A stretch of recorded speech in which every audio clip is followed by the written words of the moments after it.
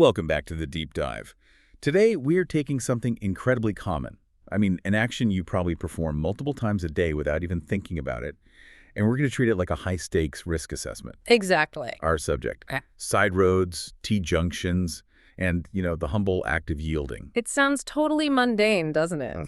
But here's the central paradox. These routine intersections demand some of the most critical split-second decisions a driver makes. Right. And those decisions, often made when we're mentally on autopilot, they're frequently what catch even really experienced drivers completely off guard. That is a perfect way to frame it. You pull up to a stop sign, maybe a yield sign, and all of a sudden you have to be a traffic analyst, a speed estimator, and a risk assessor, all in, 3 seconds? Mm-hmm. And our mission today, which we've synthesized from some comprehensive driving safety guides focused specifically on navigating junctions, is to really define those overlooked risks. So the goal for you, the listener, is to move beyond just that routine observation. Yeah, we want to improve your reaction time, your decision-making, by arming you with some proven defensive driving techniques. The whole point is to make that moment you enter or exit a side road safer and just more controlled. Okay, so let's unpack this. Let's start with the foundational rules. What exactly are we talking about when we say a side junction? Well, we're defining a side junction as the point where a smaller, usually less traveled road meets a larger main street. This often creates a T-junction, Right, where one road just ends. Exactly. The side road joins the main road perpendicularly, and that's the geometric point of maximum potential conflict. And conflict resolution starts with priority. So who legally has the right of way? Simply put, traffic that's already traveling on the main road has the absolute right of way. So drivers coming from the side road, which is usually where you're sitting, you have to yield. And that's true whether there's a sign or not. That obligation holds true regardless of whether there's a physical stop or yield sign there. Those signs just reinforce the legal requirement. So the key distinction is the hierarchy. The main road takes precedence. But there are overrides, aren't there? Oh, absolutely. If you introduce something major, like a traffic light or a police officer directing traffic or even a marked pedestrian crossing, those specific controls take priority over the general rule. Right. And you must always yield to pedestrians and cyclists at designated crossings, no matter what your road priority is. So now that we understand who should go, we need to focus on why things go so wrong. And our sources are really clear on this. They highlight that almost every junction crash can be traced back to 3 categories of failure: perception failure, positioning risk, and patience failure. I think we should start with perception, because that's where the collision really begins, right? In your head. Yeah. What are the 2 biggest mistakes drivers make with observation? The first one is a failure to complete a thorough sweep. So, failing to look both ways properly. A lot of drivers, particularly when they're feeling pressure from traffic behind them. We've all been there, that feeling of needing to go. Exactly. They check the most threatening direction, let's say the left, and then they just kind of neglect the right, or vice versa. They settle for a quick head flick. That quick glance. That quick glance is just not enough. If you drive on the right side of the road, the defensive technique is a full left-right-left check. If you're in a country that drives on the left, it's right, left, right. So you have to confirm both ways and then reconfirm just before you pull out. You absolutely have to. The second perception mistake is all about speed and distance, and this is where the actual collision often happens. It's not judging traffic speed correctly. Ah, so you see a gap, but it's not the gap you think it is. Precisely. You think you've identified a safe gap, but the approaching car is moving way faster than you estimated. And that safe gap, it just turns into a danger zone in like half a second. Pulling out when traffic is closer or faster than expected, that has to be a major cause of crashes. It's a primary cause of T-junction crashes. It often comes from just, not properly scanning down the road or just having a poor sense of relative velocity. A car at 60 miles per hour is covering 88 feet every second. That gap disappears fast. Okay, so if the first set of errors is about what we see, then the next set must be about what we do with the car, the positioning risks. Absolutely. And the first major positioning error is creeping too far forward. You edge the nose of your car just past a yield line. Or the imaginary line if there isn't one. Right, and now the front of your car is already intruding into the path of oncoming traffic. That's especially risky when your sight lines are bad.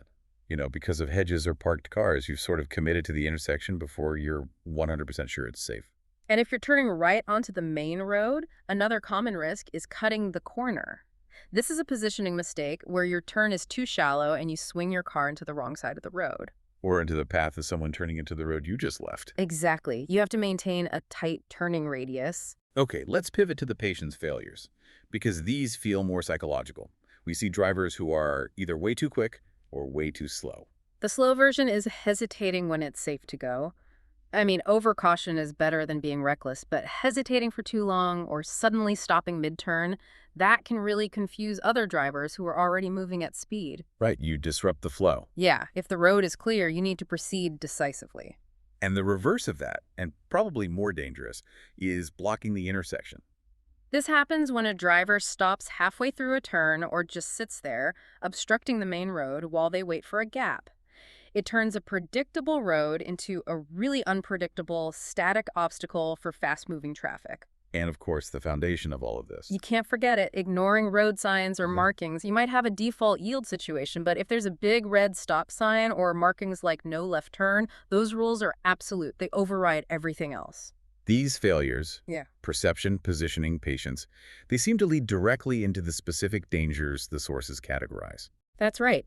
When you analyze crash patterns, the sources break them down into specific types of hazards, and a lot of them are psychological. Let's start with that human element. The oblivious and hasty driver dangers. The oblivious danger is really counterintuitive. It's the risk you face by assuming that a driver you can clearly see won't pull out in front of you. Why is that assumption so dangerous? Because defensive driving is all about planning for the worst-case scenario. You just cannot rely on the other driver's good sense, or their sobriety, or their attention span. If they could pull out in front of you, you have to be ready to react. Even if it makes no logical sense for them to do so. Even then.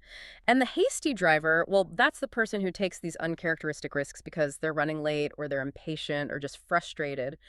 We all know that driver. Maybe we've even been that driver who decides that a 5-second gap is now a 3-second challenge. The sources also point to physical hazards, right? Like obscured vision. Yeah, the classic problem. Things like buildings, hedges, or improperly parked vans that just block your view. And this is directly connected to that blocking danger we mentioned, moving too slowly or stopping dead in the path of traffic, especially when you've pulled out blind. There's one danger that's listed specifically for exiting a side road that I find fascinating: following others. Ah, yes, that's the driver who blindly follows a lead vehicle, just assuming that since the car in front went, the coast must be clear for them too. It's a total abdication of personal responsibility. It is. The gap that was safe for the first car may be gone or closing really fast for the second one. You have to always check for yourself. Okay, let's transition to advanced maneuvers. Specifically, turning into a side junction from the main road. This is where preparedness seems key. It's paramount. Long before you even think about touching the brake pedal, you need to be checking your mirrors, checking your blind spots. You have to confirm that the cars behind you have seen you and are reacting to the fact that you're about to slow down. And then signal, signal, signal. But the source emphasizes signaling early. Why is that? Doesn't signaling too early risk confusing people about which driveway you're turning into? It's a balance for sure, but safety is the priority over precision. The guidance suggests signaling at least 100 feet or 30 meters before the turn. If you signal late, the driver behind you might think you're making an emergency stop, not a controlled turn. And that just increases the risk of being rear-ended. Massively. And if you're making a left turn in a country that drives on the right, your vehicle positioning is vital. You approach the turn near the center line, but here's the critical safety point.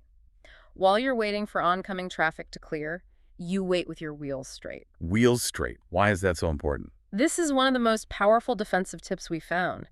Because if someone rear-ends you while you're waiting, and your wheels are already turned left, your car will be pushed directly into the path of oncoming traffic. Wow, causing a devastating secondary collision. Exactly. But with your wheels straight, if you get hit, you move straight ahead. It minimizes the crash severity. It's such a simple but crucial habit. That immediately connects the dots between just a mundane act and critical physics. It turns a habit into a real safety procedure. So what happens when all of these factors are complicated by poor visibility, like fog or heavy rain? Poor visibility demands an immediate, an actionable downgrade in caution. You have to slow down drastically. You have to use your lights, headlights, fog lights if you have them, to make sure you're visible to others. But the real challenge is when you get to the main road and you just can't see. If your visibility is severely limited, the sources say you must stop completely, even if there's no stop sign. Then you edge forward slowly, not lunging, just creeping to increase your field of vision. And if sight is just totally blocked, Then you have to use your other senses. roll down the window and listen. Exactly. Listen for traffic. Roll down a window just a little bit, especially if your vision is blocked by a big truck or a building. You wait for a clear, safe gap. It is always, always better to wait 5 extra seconds than to risk an accident because you are unsure. We've established how rules govern these junctions, but those rules are, well, they're pretty arbitrary depending on where you are in the world. We have to touch briefly on why 35% of the world drives entirely differently on the left. Yeah, this historical detour is brief, but it's really illuminating. Left-side driving is actually the older system. It dates back to medieval times when travelers, especially armed swordsmen, kept to the left. Why? Well, it kept their right, their dominant arm, closer to a potential opponent they might meet on the road. It was all about self-defense. But then the majority of the world switched to the right. What drove that? That shift came later. It was largely driven by transportation technology. With these huge freight wagons pulled by big teams of horses, drivers preferred to sit on the left side of the wagon. Okay, why the left? It allowed them to control the team better with their right hand, and crucially, it helped them judge the clearance from oncoming traffic approaching on their right. And then, of course, colonial influence and political standardization, like Sweden's famous switch in 1967, that just cemented those lanes across the world. But let's bring it back to safety.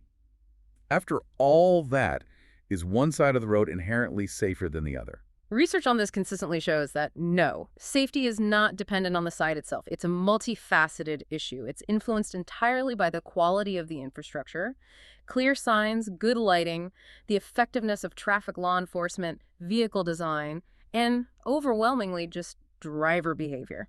So whether you're driving on the left in Australia or the right in the U.S., your adherence to speed limits, your use of seatbelts, and your attention at that T-junction, that matters far more than which lane you're in. Exactly. The key to safe driving is a well-designed road system and good driving practices. That's what determines your safety, not whether you pass on the left or the right.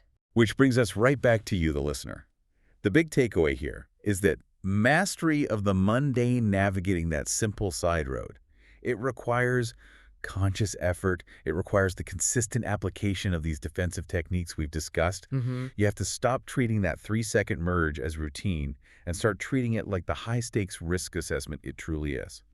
And if we build on that idea that driver behavior is paramount, let's just reconsider those psychological dangers we identified, the hasty driver, the oblivious driver. Given that high speeds are such a significant factor in these accidents, what role does vehicle technology play? Things like speed limiters or advanced warning systems. Exactly. What role do they play in mitigating those very human psychological dangers? I mean, if the car itself intervenes with a warning or an automatic speed adjustment, does that fundamentally change how a human makes the decision at that critical T-junction? Or does it just mask a deeper problem of inattention? It's something for you to consider the next time you approach a side road. Please like, subscribe, and get notified.